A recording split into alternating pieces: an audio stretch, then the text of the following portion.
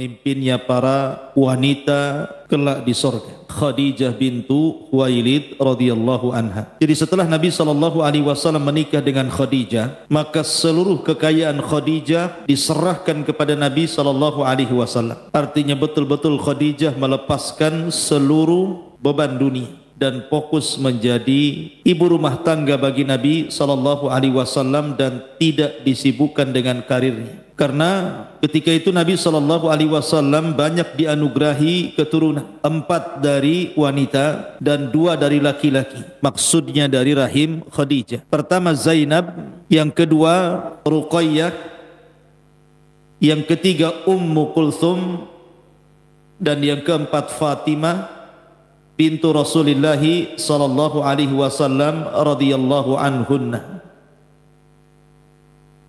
Kemudian anak laki-laki yang pertama Qasim dan meninggal di waktu kecil. Kemudian yang kedua Abdullah atau disebut dengan At-Tayyib. Ada yang mengatakan 3 dari putra Khadijah, ada yang mengatakan 2. Tetapi semua anak laki-laki Rasul meninggal di waktu bayi. Sampai pun ketika kelahiran Ibrahim putra Maria Kiptiah pun tidak sampai 2 tahun usianya sudah meninggal. Artinya tidak ada yang hidup dari turunan Rasul yang laki-laki. Semua yang hidup itu perempuan, dan Rasul menyaksikan pernikahan mereka. Baik pernikahan Zainab dengan Abul As ibn Rabi, kemudian pernikahan Ruqayyah dan Ummu Kulthum dengan kedua putra Abu Lahab, kemudian diceraikan keduanya dan dinikahi oleh Utsman ibn Affan radhiyallahu an, ataupun pernikahan Fatimah dengan Ali radhiyallahu an. Karena seluruh anak-anak Rasul itu meninggal sebelum Nabi. Zainab meninggal, Nabi masih hidup. Ruqayyah meninggal, Nabi masih hidup. Kemudian juga Ummu Kulthum meninggal, Nabi juga masih hidup, kecuali Fatimah. Fatimah itu meninggal setelah Rasul meninggal 6 bulan setelahnya. Karena sudah dihabarkan saat detik wafatnya Rasul, kata Fatimah, Rasul membisikkan kepadaku bahwa aku orang pertama yang akan menyusul dia dari keluarganya. Makanya sepeninggal Rasul 6 bulan setelahnya Fatimah meninggal. Artinya semua putra Rasul meninggal sejak kecil, tapi anak perempuannya meninggal ketika sudah berumah tangga semuanya. Ma'asyiral muslimin yang dimuliakan Allah Azza wa Jalla, sebab inilah maka Khadijah betul-betul menjadi ibu rumah tangga karena anak-anaknya banyak. Dia harus mengurus anak-anaknya, dan seluruh kekayaan Khadijah dan bisnisnya betul-betul diserahkan kepada Rasul. Jadi Rasul yang mengelola seluruh bisnis Khadijah. Karena percaya Khadijah menyerahkan harta kepada Rasul. Tidak tahu kalau posisi Rasul digantikan antum, tidak tahu Khadijah percaya atau itu. Ma'asyiral muslimin yang dimuliakan Allah Azza wa Jalla. Karena banyak di zaman sekarang kalau menikah dengan janda kaya itu sebelum menikah sudah main notaris. Ini punya saya, jangan diganggu gugat. Yang itu punya kamu, ambil sana. Intinya bahwa Nabi SAW mulai memainkan menjadi seorang peniaga handal dan ulung. Disinilah Nabi SAW banyak kenal para pedagang-pedagang Arab, seperti Abu Bakar, Utsman, Abdurrahman bin Auf, Zubair, dan banyak sekali para peniaga hebat di zaman itu yang kemudian akhirnya berkawan dengan Rasul. Walaupun demikian Nabi SAW masih tetap diberikan julukan oleh orang-orang Quraisy itu Shadiqul Amin. Jadi walaupun Nabi sudah menikah dengan Khadijah dan sibuk dengan perniagaan, dia masih tetap menerima titipan barang. Jadi orang-orang Quraisy itu yang pergi takut uangnya hilang dititipkan di rumah Nabi. Dititipkan di rumah Nabi, dan begitu seterusnya. Bahkan sampai diangkat jadi Nabi pun sama. Seolah-olah di tengah-tengah Quraisy itu Nabi membuat bank syariah pertama dalam Islam, tempat penitipan barang wadaah. Ma'asyiral muslimin yang dimuliakan Allah Azza wa Jalla, sampai ketika usianya mendekati 40 tahun, 37 tahun kurang lebih seperti itu, Nabi SAW mulai bosan dengan dunia, bosan dengan berniaga, karena melihat orang-orang Quraisy itu semakin hari semakin bejat, semakin hari semakin buruk kondisinya. Tradisi-tradisi jahiliyah itu makin menyebar merajalela, mulai dari penyembahan kepada berhala, minum khamr, perzinahan, perjudian, dan yang semacamnya. Maka fitrah Nabi SAW menolak. Dari situ Nabi SAW yuhibbu tahannut, mulai suka menyendiri. Terkadang dia pergi ke Muzdalifah 1 bulan, terkadang dia pergi ke Mina, terkadang dia pergi ke tempat-tempat untuk tafakkur.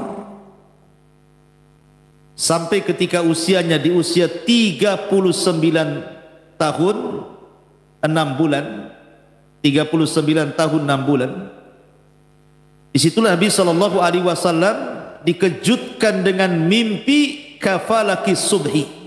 Mimpinya itu seperti falak subuh. Apa maksudnya? Artinya selama 6 bulan sebelum Rasul diangkat jadi Nabi itu selalu mimpi malamnya. Anehnya malamnya mimpi, besoknya kenyataan mimpinya. Setiap beliau mimpi mesti terjadi mimpinya, persis seperti yang dimimpi kejadiannya. Makanya seperti falak subuh. Dan begitulah para nabi, terkadang diawali dengan mimpi, seperti Yusuf dalam penjara mentakwilkan mimpi. Ibrahim alaihi salatu wassalam juga ketika mendapatkan perintah untuk menyembelih Ismail pun dimulai dengan mimpi, dan mengatakan kepada Ismail, ya bunai inni ara fil manami anni adzbahuka fangdur madza tara. Wahai anakku, semalam aku bermimpi aku menyembelih kamu, bagaimana pendapatmu? Dan mimpinya para nabi adalah perintah Allah dan wahyu. Jadi Nabi SAW sebelum diangkat menjadi Nabi dan Rasul dimulai dengan mimpi dulu, asik mimpi saja malamnya. Tapi anehnya mimpinya menjadi sebuah kenyataan. Malam mimpi, besoknya terjadi. Malamnya mimpi, besoknya terjadi. Dan itu selama 6 bulan. Ketika genap usianya di 40 tahun, maka Nabi SAW bermimpi. Dalam mimpinya didatangi oleh seseorang jelmaan dari malaikat, kemudian membacakan ayat Al-Quran di dalam sebuah gua. Maka rupanya mimpi ini menjadi sebuah kenyataan. Tepat di usia 40 tahun, Allah Subhanahu wa taala memberikan nikmat kepada Rasul, nikmat yang sangat besar. Nikmatun nubuwwati war risalah, nikmatun nubuwwati war risalati. Nikmat kenabian dan nikmat risalah. Jadi ketika Nabi SAW di usia 40 tahun, kenapa Allah pilih 40 tahun? Karena usia 40 tahun itu usia lagi matang-matangnya. Makanya Allah mengatakan, falamma balagha arba'ina sanatan qala rabbi auzi'ni an ashkura ni'mataka allati an'amtu 'alai wa 'ala walidayya. Biasanya orang kalau sudah usia 40 tahun itu matang otaknya, secara emosi sudah stabil, nikmat pun secara global sudah diberikan Allah. Karena biasa di usia 40 tahun itu sudah berumah tangga, di usia 40 tahun sudah punya anak, di usia 40 tahun biasanya sudah ada pekerjaan yang mapan, di usia 40 tahun sudah bisa merendahkan emosi, di usia 40 tahun bisa berpikir, bisa menimbang. Makanya kemudian usia ini ada rahasia di balik 40 tahun itu. Kenapa Rasul di usia ini diangkat jadi Nabi? Kan bisa saja Allah angkat di usia 30 tahun, di usia 25 tahun supaya lagi kencang-kencangnya kan gitu ya. Tapi tidak, Allah mengangkat Rasul di usia 40 tahun. Karena disitulah memang matang-matangnya usia manusia. Makanya penduduk sorga pun usianya antara 40 sampai 43 tahun kan. Sama dengan Nabi Isa bin Maryam ketika diangkat usianya berapa? 43 tahun. 33 tahun apa? Jadi penduduk Nabi SAW diangkat menjadi Nabi dan Rasul di usia 40 tahun. Bagaimana kisahnya? Jadi suatu ketika Nabi SAW tepat di bulan Ramadan. Tepat di bulan Ramadan. Lebih tepat lagi di 10 akhir Ramadan. Lebih tepat lagi di tanggal-tanggal ganjil bulan Ramadan di 10 akhir Ramadan. Bisa 21, bisa 23, bisa 25, bisa 27, bisa 29. Nabi SAW sudah 1 bulan tahannud, beriktikaf di dalam gua yang disebut dengan Gua Hira. Disitulah Nabi SAW tafakkur. Tiba-tiba ketika dia sedang tafakkur, datang malaikat Jibril dalam bentuk manusia. Ingat, Jibril itu kalau datang menemui Rasul pasti akan berpenampilan dengan penampilan yang indah, yang bersih, yang tampan, yang ganteng supaya tidak menakuti. Masuk dia ke dalam gua, kemudian mengucapkan salam, Assalamualaikum ya Muhammad. Nabi bingung karena Nabi tidak kenal dia. Layaknya antum kalau ketemu kawan, kemudian salaman, Assalamualaikum, salaman, kemudian antum pelukan. Maka Jibril tiba-tiba setelah salaman memeluk Nabi SAW dengan sangat erat sekali. Kemudian Jibril mengatakan di telinga Rasul SAW, Iqra ya Muhammad. Iqra ya Muhammad. Baca wahai Muhammad. Nabi ini ummi, tidak bisa baca, tidak bisa nulis. Maka Rasul mengatakan, Ma'ana biqari, aku tidak bisa baca. Tapi Jibril kemudian kedua kalinya menyebut Iqra dengan mengeraskan lagi pelukannya dan mengatakan, Iqra ya Muhammad. Rasul tetap mengatakan, Ma'ana biqari. Yang ketiga kalinya Rasul makin menekan pelukannya sehingga Rasul keluar keringatnya karena ketakutan dan mengatakan, Iqra ya Muhammad. Nabi SAW mengatakan, Ma'ana biqari. Subhanallah, Sayyidul Malaika memeluk Sayyidul Anbiya'i wal Mursalin. Kedua pemimpin, pemimpin langit dan pemimpin bumi berpelukan di sini. Pemimpin para malaikat Jibril, Sayyidul Malaika, dan pemimpin para nabi, pemimpin para rasul, bahkan pemimpin manusia adalah Nabi SAW. Dua pemimpin sedang berpelukan. Sangat indah sekali. 3 kali Jibril mengatakan Iqra, dan Rasul 3 kali pula mengatakan Ma'ana biqari, Ma'ana biqari. Akhirnya Jibril pun kemudian mentalkinkan kepada Nabi SAW, Iqra bismi rabbikal ladzi khalaq, khalaqal insana min 'alaq, Iqra wa rabbukal akram, alladzi 'allama bil qalam, 'allamal insana ma lam ya'lam. 5 ayat dalam surah Al-Alaq. Inilah 5 ayat pertama kali turun kepada Rasul dari surah Al-Alaq, yang sebelumnya belum pernah Quran turun kepada Nabi SAW, dan itu peristiwanya tepat di malam Lailatul Qadar. Makanya Allah Subhanahu wa taala berfirman, Inna anzalnahu fi Lailatul Qadar. Sesungguhnya kami turunkan Al-Quran di malam Lailatul Qadar. Ada yang mengatakan maksudnya turunnya Al-Quran di malam Lailatul Qadar itu maksudnya secara jumlah keseluruhan 30 juz dari Lauhil Mahfud ke Baitul Uzza di langit pertama. Tapi ada juga yang mengatakan bahwa yang dimaksud awal mula turun Quran surah Al-Alaq itu di malam Lailatul Qadar. Adapun ayat-ayat yang lain ya disesuaikan dengan peristiwa dan kejadian. Tapi yang pertama kali turun kepada Rasul di malam Lailatul Qadar. Makanya Allah Subhanahu wa taala mengatakan syahrul ramadhan alladzi unzila fihil Qur'an. Bulan Ramadan itu bulan diturunkan Al-Qur'an, dan lebih khusus lagi malam Lailatul Qadar. Karena malam Lailatul Qadar itu malam Lailatul Mubarak, malam yang penuh dengan berkah. Ma'asyiral muslimin yang dimuliakan Allah Azza wa Jalla. Maka Nabi SAW ketika kemudian Jibril membacakan kalimat Iqra, Iqra bismi rabbikal ladzi khalaq, Rasul ikut-ikut membaca Iqra bismi rabbikal ladzi khalaq, khalaqal insana min alaq. Maka Rasul cepat-cepat mengikuti gerakan Jibril. Maka Allah Subhanahu wa taala memerintahkan Rasul untuk tidak mengikuti ucapan Jibril, la tuharrik bihi lisanaka lita'jala bi. Jangan kau tergesa-gesa, dengarkan saja gitu.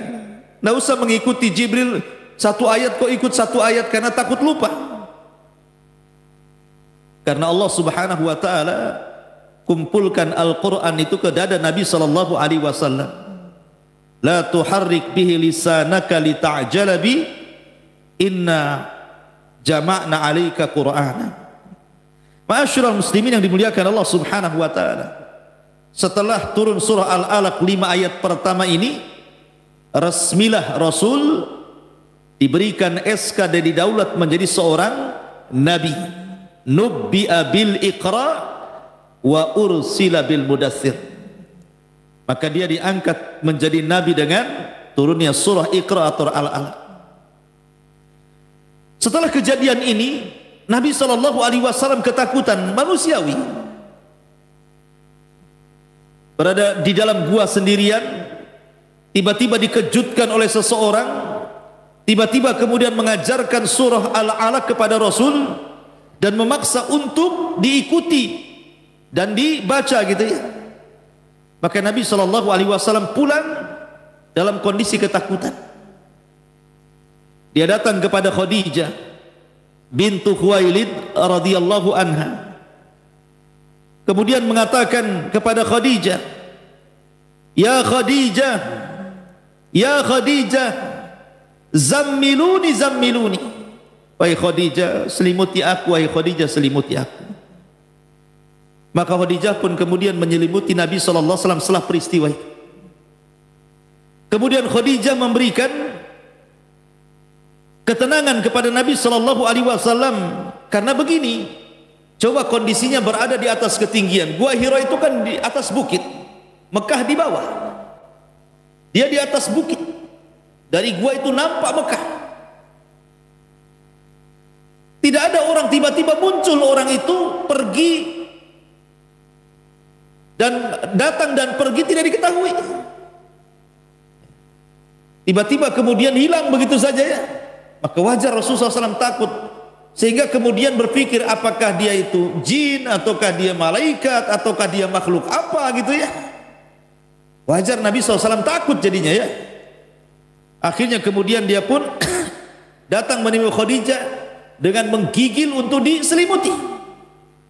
Khadijah ingin menenangkan Nabi SAW dan mengatakan, "Kalla wallah ma yuhzikallahu abada." Wahai suamiku, peristiwa ini jangan kau pikirkan. Ini bukan peristiwa yang akan menghinakan dirimu. Bahkan peristiwa ini demi Allah, Allah tidak mungkin menghinakan dirimu. Kamu ini orang baik. Innaka latasilur rahim, kamu orang yang menyambung silaturahim. Wa tahmilul kal, menanggung beban orang-orang. Wa taksibul ma'dum, membantu orang yang kesusahan. Wa taqri dhaifa, membantu memuliakan tamu-tamu. Wa tu'inu ala nawabi'il haq, dan engkau senantiasa membela kebenaran. Engkau orang baik, tidak mungkin kamu ini peristiwa ini menghinakan dirimu wahai suamiku. Jadi Khadijah memberikan ketenangan kepada Rasul dengan cara menyelimuti Rasul, kemudian masuk dalam selimut, kemudian dihiburnya Nabi SAW sampai Rasul tenang. Cukup sampai di sini? Tidak. Khadijah ingin memastikan kepada Rasul peristiwa ini kepada saudaranya Waraqah ibn Naufal. Maka berangkatlah Khadijah dengan Nabi SAW menuju Waraqah ibn Naufal. Waraqah ibn Naufal ini seorang Hanif yang mengikuti ajaran Ibrahim alaihi salatu wassalam, dan dia masuk agama Nasrani dan memperdalam Nasrani, sehingga dia tahu paham tentang kenasranian. La Khadijah membawa Rasul menghadap Waraqah untuk mengkonsultasikan peristiwa itu. Datanglah Nabi SAW kepada Waraqah ibn Naufal dan juga Khadijah. Kemudian mulailah bercerita tentang peristiwa ini. Rasul menceritakan kondisi mulai dari sering mimpi, kemudian mimpinya seperti falak subuh, kemudian sampai dia tahannut di gua, tiba-tiba datang orang kemudian membaca surah Iqra bismi rabbikal ladzi khalaq, khalaqal insana min 'alaq, Iqra wa rabbukal akram alladzi 'allama bil qalam 'allamal insana ma lam ya'lam. Ketika Rasul membaca 5 ayat surah Al-Alaq, tiba-tiba Waraqah ibn Naufal menangis. Kemudian Rasul mengatakan, kenapa saudaramu menangis wahai Khadijah? Kata Khadijah, biarkan saja, nanti dia akan mendatangkan dengan kabar yang telah terjadi dengan. Maka tiba-tiba kemudian Waraqah ibn Naufal mengatakan, wahai ibna ammi, wahai anak pamanku, maksudnya Khadijah, ya. Sesungguhnya suamimu ini, maksudnya Nabi SAW, dia akan diangkat menjadi Nabi. Dia akan diangkat menjadi Nabi. Dan kelak kalau Allah Subhanahu wa ta'ala sudah mengangkat dia jadi Rasul, maka dia akan dikeluarkan oleh kaumnya. Nabi kaget ketika Waraqah mengatakan dia akan dikeluarkan dari kaumnya. Rasul langsung menyela-nyela, awa mukhriji qaumi, wahai Waraqah, apakah kaumku akan mengusir diriku padahal aku ini Ibnul Arab, saya anak dari pemimpin Arab Abdul Muttalib, kenapa saya dikeluarkan, kenapa saya diusir gitu?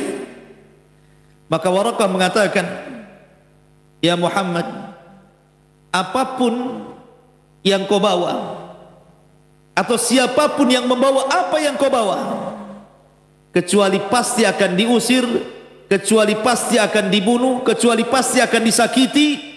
Tetapi tenang, Allah Subhanahu wa ta'ala akan menjaga. Kata Waraqah, seandainya laitani akunu hayyan id yukhrijuka qaumuka, kalau seandainya aku masih hidup wahai Muhammad ketika kaum mengeluarkan kamu dari Mekah ini, apa kata Waraqah ibn Naufal? Tentu aku yang akan terdepan menjadi pembela dirinya. Dari sini menunjukkan bahwa Waraqah ibn Naufal beriman kepada Nabi SAW, karena dia berjanji kalau seandainya ketika Allah mengutus engkau menjadi Nabi dan Rasul dan kau mengeluarkan dirimu dari kaummu ini, maka saya akan membelamu. Menunjukkan Waraqah beriman dengan Nabi SAW. Sehingga ada khilaf para ulama tentang siapa yang beriman dari kalangan orang dewasa. Ada yang mengatakan Waraqah, ada yang mengatakan Abu Bakar Siddiq radhiyallahu anhu. Ma'asyiral muslimin yang dimuliakan Allah Azza wa Jalla. Maka dari sini Khadijah dan Rasul sallallahu alaihi wasallam mendapatkan maklumat dari Waraqah bahwa suaminya akan diangkat bukan hanya jadi nabi tapi jadi rasul. Maka hari pertama lewat setelah konsultasi kepada Waraqah, hari kedua, hari ketiga, 1 minggu, 1 bulan, Nabi SAW kemudian balik lagi ke gua, tidak tampak juga Jibril datang lagi. Bulan kedua tidak juga Jibril datang. Bulan ketiga Jibril tidak datang lagi. Bulan keempat, bulan kelima, sampai bulan keenam, 6 bulan setelahnya, Nabi mulai sempit dadanya. Sehingga mungkin bahasa kita, betul tuh Waraqah ini cerita nih. Nah gitu bahasa kitanya. Jangan-jangan dia buat cerita saja katanya. Karena Jibril cuma 1 kali, habis itu datang lagi. Sesak dada Nabi. Sampai ada dalam sebuah asar itu, saking sesaknya dada Nabi, Nabi sampai naik ke atas bukit dan hampir bunuh diri. Karena dia merasa, apakah saya ini gila? Apakah yang datang kepada saya ini jin? Apakah setan gitu ya? Karena nggak datang lagi, satu kali aja masalahnya. Tetapi riwayat asar tentang Rasul akan terjun dan bunuh diri, ya sebagian ulama juga ada yang mengkritik, tidak benar kisah itu. Tapi ada juga yang menetapkan karena ada asar. Tiba-tiba ketika Nabi SAW naik ke atas bukit, sudah sesak di dadanya, dari langit tiba-tiba ada yang memanggil dia. Ya Muhammad, ya Muhammad, irfa ra'sak. Wahai Muhammad, angkat kepala. Ketika dia mengangkat kepala, rupanya Jibril datang dalam bentuk asli. Kalau pertama kan dalam bentuk manusia, ini dalam bentuk asli, sedang duduk di antara langit dan bumi, terbentang 600 sayap. Yang satu sayap saddal ufuk. Saddal ufuk itu artinya panjangnya mulai terbenam sampai terbitnya matahari. Jadi kalau kita melihat ke depan sayap Jibril, melihat ke belakang sayap Jibril, ke samping kiri kanan sayap Jibril, seolah-olah langit ini ditutupi oleh sayap Jibril. Dan tidak ada yang mengetahui tentunya kecuali Rasul. Yang diperlihatkan Jibril menampakkan dalam bentuk asli, memiliki 600 sayap dan sangat besar sekali, dan memanggil-manggil Nabi SAW. Sontak saja Rasul makin takut. Ketemu orang dalam gua saja sudah takut, macam mana pula ketemu Jibril dalam bentuk rupanya yang asli. Ibaratnya antum datang ke hutan Jabal Uhud sana, ketemu dinosaurus kan, itu apa enggak minggat? Tunggang lah, jangan dinosaurus lah, ular sawah saja tuh udah ketakutan. Jangan ular sawah, ada orang yang takut kecoa, ikhwan. Ada kecoa terbang di rumah, takut ngambil sapu. Bukan kecoa yang diperang itu, listrik kena perang sama dia, sama gagang sapu, saking takutnya. Ini yang ditampakkan makhluk besar. Lari Nabi SAW. Jibril terus memanggil-manggil. Ya. Masyarul muslimin yang dimuliakan, sampai akhirnya dia sampai di rumahnya, kemudian pintu tidak tertutup, langsung masuk ke kamar. Kemudian dia memanggil-manggil Khadijah, dathiruni ya Khadijah, dathiruni. Aina Khadijah, di mana Khadijah? Sambil menggigil ketakutan, kemudian mengambil selimut, masuk ke dalam selimut. Rupanya Jibril, suaranya masuk ke dalam selimut. Ya ayyuhal muddathir, qum fa'angdir, wa rabbaka fakabbir, wa thiyabaka fatahhir, wa rujza fahjur, wa la tamnun tastakthir, wa li rabbika fasbir. Turun surah Al-Mudaththir. Di balik selimut, ya ayyuhal muddathir, hei orang yang berselimut, qum. Lagi ketakutan dia, disuruh berdiri coba kan.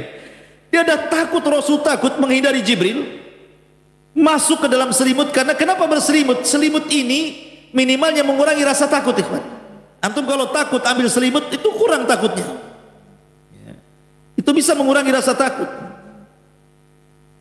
Tiba-tiba kemudian suara Jibril masuk pula ke dalam selimut kan. Hei orang yang berselimut, jangan tidur. Qum, berdiri. Fa'angdir, berikan peringatan kepada manusia. Qum fa'angdir. Wa rabbaka fakabbir, dan bertakbirlah kepada Rabbmu. Wa thiyabaka fatahhir, sucikan, bersihkan pakaian. Wa li rabbika fasbir. Jadi Allah Subhanahu wa taala turunkan surah Al-Mudaththir ketika Rasul berada dalam selimut itu. Maka dengan turun surah 5 ayat surah Al-Mudaththir, yang sebelumnya 5 ayat surah Al-Alaq, dari sinilah Rasul didaulat menjadi Rasul. Karena diangkat jadi Nabi dengan turun surah Al-Alaq, diangkat menjadi Rasul dengan turun surah Al-Mudaththir. Nubbi'a bil alaq wal ursila bil mudaththir. Lalu apa bedanya surah Al-Alaq dengan surah Al-Mudaththir itu? Kenapa Al-Alaq mengangkat Rasul jadi Nabi, kenapa pula Al-Mudaththir mengangkat Rasul jadi Rasul? Karena dalam surah Al-Alaq belum ada perintah menyampaikan. Dalam surah Al-Alaq itu hanya perintah belajar. Iqra, baca. Dan baca itu alat belajar. Orang cerdas karena baca. Belum ada perintah menyampaikan kepada manusia. Makanya belum jadi rasul. Tapi surah Al-Mudaththir ini sudah perintah. Qum fa'anzir. Berdiri, berikan peringatan kepada manusia. Ketika ada perintah itu, bukan hanya nabi, jadilah dia rasul. Nabiyan wa rasula. Raditu billahi rabba wa bil islami dina wa bi Muhammadin nabiyan wa rasula. Nubbi'a bil alaq wa ursila bil mudaththir.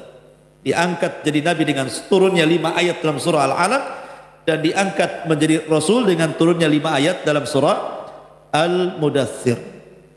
Maka dari sini lengkaplah risalah kenabian Nabi sallallahu alaihi wasallam.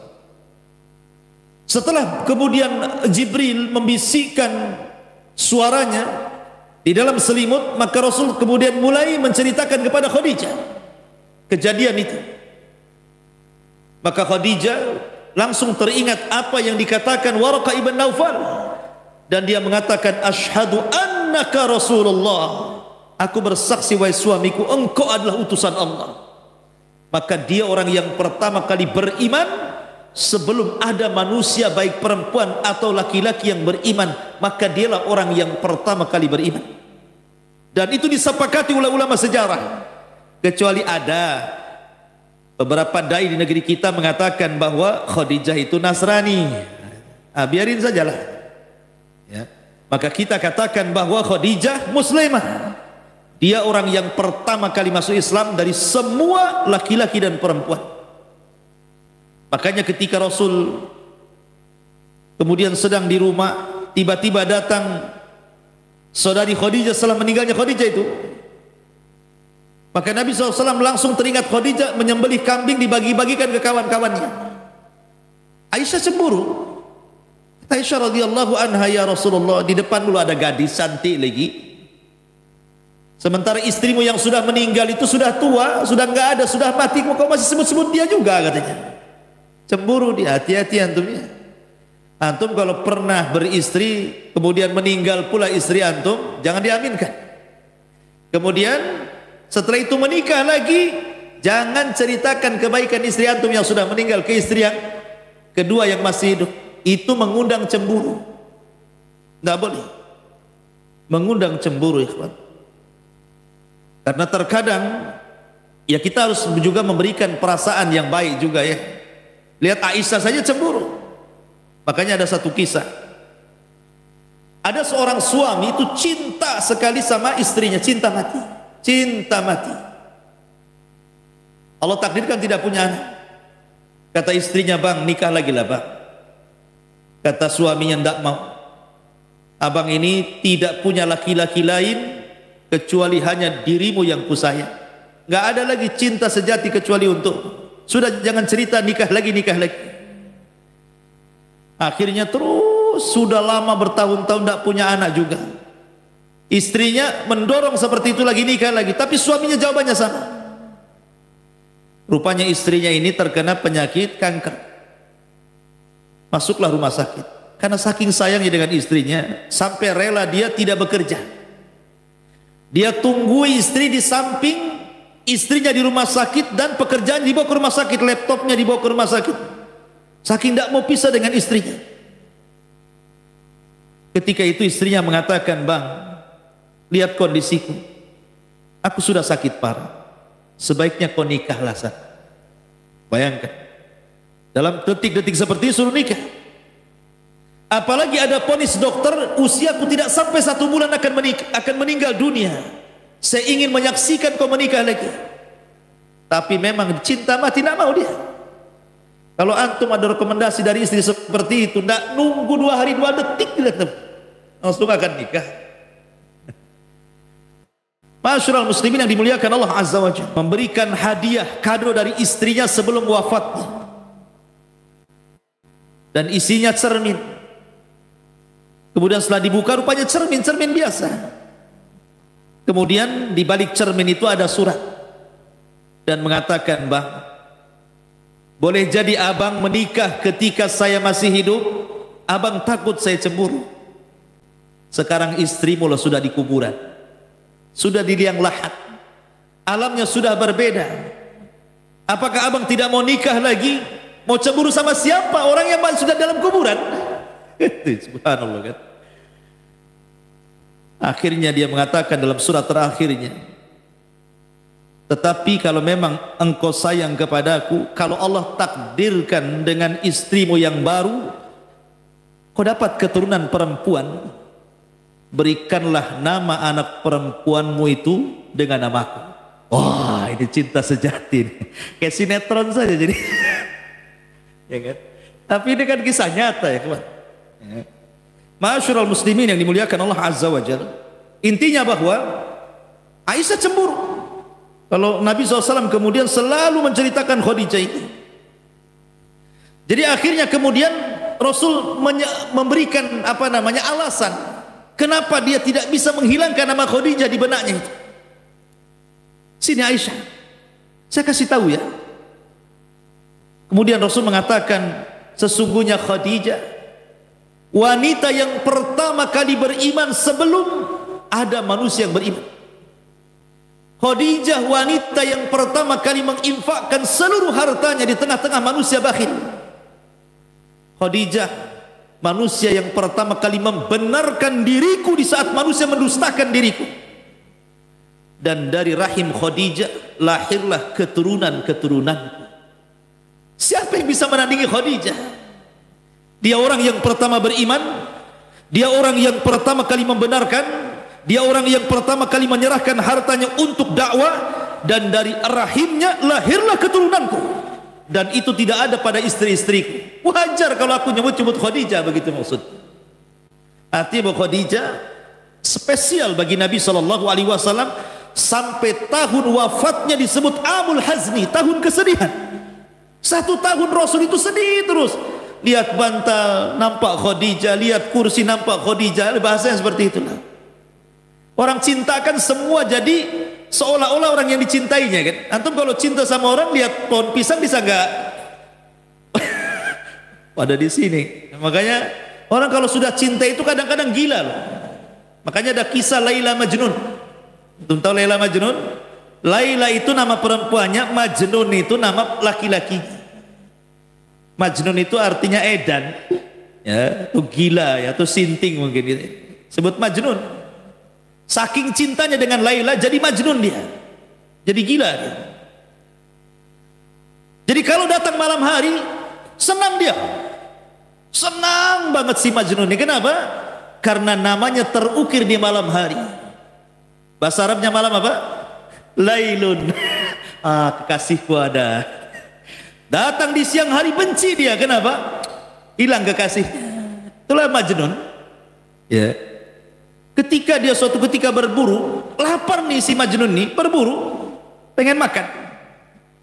Akhirnya adalah dia binatang yang sedang lari dikejar sama dia. Rupanya seekor kijang. Kijang binatang, bukan kijang mobil. Susah diburunya kalau kijang mobil. Dibom kalau kijang mobilnya, nggak bisa dipanah ya. Jadi lewatlah binatang kijang, dipanah sama dia, kena pula kakinya. Kijang kan pandai itu, biasanya dia pura-pura mati. Jadi pura-pura mati, diambillah pisau sama si Majnun ini dan hampir digorok. Tetapi sebelum digorok, dilihatin matanya. Kok matanya sama dengan Laila katanya. Lihat matanya kijang itu sama dengan Laila. Akhirnya dilepas. Kata kawannya, kenapa kau lepas? Jangan dibunuh. Mata dia sama dengan Laila. Majnun kau katanya. Sejak itu disebut Majnun dia. Makanya Laila Majnun gitu ya. Intinya ma'asyiral muslimin yang dimuliakan Allah Azza wa Jalla. Jadi Nabi itu ya tidak juga kemudian Nabi seperti Majnun, tidak. Maksudnya orang kalau sudah cinta kepada istri seperti itu. Nabi SAW sampai terngiang-ngiang. Makanya kemudian dicarikan orang yang bisa mengobati penyakit itu. Nikahlah Rasul dengan Aisyah radhiyallahu anha. Dan alhamdulillah ada pengganti, sedikit demi sedikit kan terlupakan. Makanya obat orang yang mencintai istri dan ditinggal mati istri, cepat nikah. Cepat nikah lagi. Nah, itu obatnya. Sebab kalau tidak nikah lagi kepikiran terus bisa kurus kering dia. kurus kering, nggak, akhirnya malas sana sini. Seolah di dunia itu hanya dia saja, makanya cepat nikah lagi. Yang istrinya meninggal. Kalau istrinya masih hidup ya izin dulu. Baik. Balik ke cerita tadi. Jadi pertama yang beriman Khadijah bintu Khuwailid. Kemudian setelah itu kan Ali radhiyallahu anhu, itu kan satu atap dengan Rasul. Karena Rasul itu kan sudah lama dididik dan dibesarkan oleh pamannya Abu Thalib, maka jazaul ihsan ilal ihsan. Balasan orang berbuat baik itu dengan kebaikan yang sama. Maka Nabi mengambil salah satu putra Abi Thalib, dididik di rumah dia. Abi Thalib itu kan banyak anaknya, ada namanya Ukail, ada namanya Ali, ada namanya Hamzah gitu. Lah masing-masing orang itu mengambil anaknya Abu Thalib karena fakir. Seperti Abbas, Hamzah dididik oleh Abbas. Kemudian Ali diambil oleh Nabi SAW untuk mengurangi beban Abu Thalib yang miskin. Lah ketika itu Ali usianya 10 tahun. Ketika melihat Khadijah beriman kepada Nabi SAW, ikut-ikut dia beriman dia.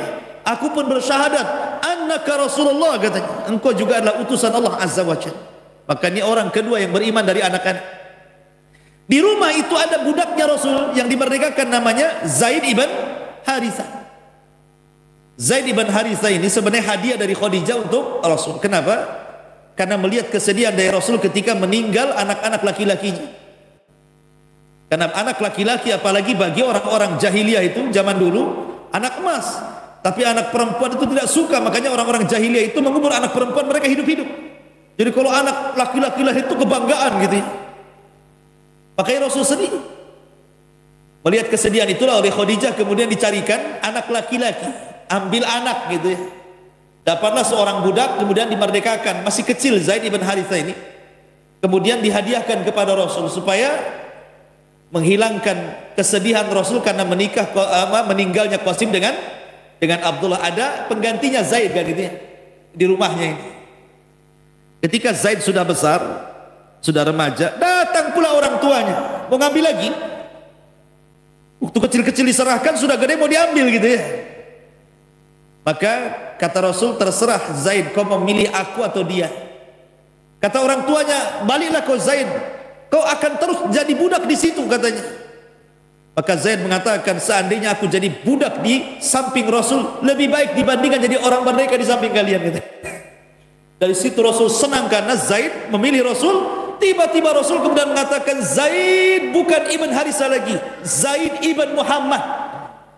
Langsung dinasabkan kepada dirinya. Dan orang-orang pun akhirnya dikasih tahu bahwa Zaid ini anaknya Muhammad. Turun surah Al-Ahzab membantah Nabi SAW, ma ja'alallahu ad'iyaakum abna'akum. Tidak boleh bapak-bapak angkat menasabkan anak angkat kepada bapak angkatnya. Ud'uhum li'abaihim wa aqsatu indallah. Kembalikan nasab bapaknya, itu lebih adil di hadapan Allah. Akhirnya tidak jadi. Diambil lagi, bukan Zaid bin Muhammad, dibalikin lagi di Zaid bin Harithah. Lah Zaid bin Harithah ini orang ketiga yang beriman di rumah Nabi SAW.